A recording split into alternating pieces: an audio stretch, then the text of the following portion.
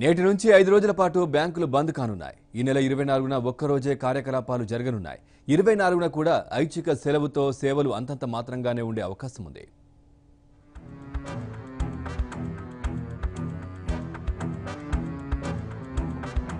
దేశవ్యాప్తంగా బ్యాంకులు శుక్రవారం నుంచి 5 రోజుల పాటు మూతపడనున్నాయి.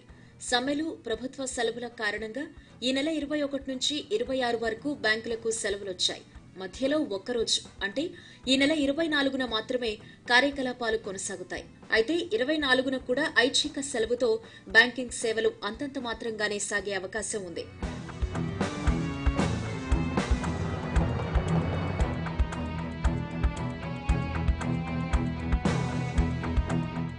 అఖిల భారత బ్యాంక్ అధికారుల సంఘం నేటి నుంచి సమ్మెకు పిలుపునిచ్చింది. 22న 4 శనివారం, 23న ఆదివారం బ్యాంకులకు సెలవు. డిసెంబర్ 25న క్రిస్మస్ పండుగ, 26న United Forum of Bank Unions సమ్మె ఉండడంతో బ్యాంకులు మూతపడనున్నాయి. దీంతో ఒక్క సోమవారం తప్ప ఈ నెల 21 నుంచి 26 వరకు బ్యాంకింగ్ కార్యకలాపాలకు బ్రేక్ పడనుంది. ఈ నేపథ్యంలో ఏటీఎంలలో నగదు కొరత ఏర్పడే ప్రమాదం ఉందని ఖాతాదారులు ఆందోళన చెందుతున్నారు. ఈ పరిస్థితుల్లో ఆన్లైన్ లావాదేవీలు నిర్వహించడం మేలని, డెబిట్, క్రెడిట్ కార్డుల ద్వారా చెల్లింపులు చేస్తే నగదు ఇబ్బందుల నుంచి తప్పించుకోవచ్చని నిపుణులు సూచిస్తున్నారు.